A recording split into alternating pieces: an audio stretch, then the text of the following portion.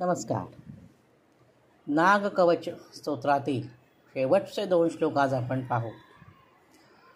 महापद्मः प्रतीचाय तू वायव्यां शंखनीलकः उत्तरे कंबलः पातु ईशान्यान् नागभैरवः. प्रतीची दिशा जी आहे त्या दिशेकडून महापद्म नावाच्या सर्पाने आमचं रक्षण करावं.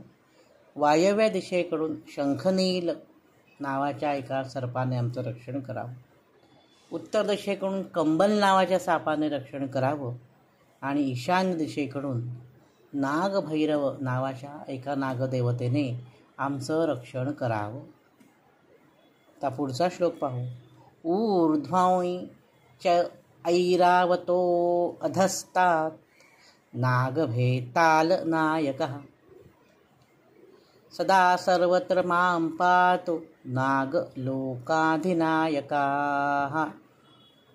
ऊर्ध्व दिशेकडून म्हणजे वरच्या दिशेकडून, आकाशाच्या दिशेकडून ऐरावत नावाच्या नागाने आमचं रक्षण करावं आणि अधस्तात् म्हणजे पाताळातून खालच्या दिशेकडून नागभेताल नायक नावाच्या एका नागदेवतेने आमचं रक्षण करावं. सदा सर्वत्र मां पातु नागलोकाधिनायकाः. आणि नागलोकाचे जे अधिनायक जे अनेक नाग आहेत, अनेक त्यांचे राजे आहेत, ह्या सर्वांनी आमचं सदैव रक्षण करावं, सदैव रक्षण करावं, सदैव रक्षण करावं. इति नागकवचम संपूर्ण.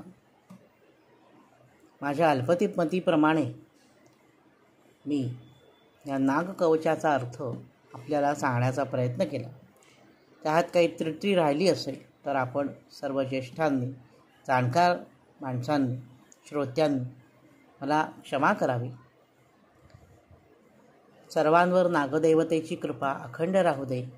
सर्वांचं रक्षण होवो, सर्वांचं कल्याण होवो, हीच प्रार्थना या अनंत शेष नागाला करून मी आज आपली रजा घेतो आणि नागकवच या मालिकेला आज पूर्णविराम देतो.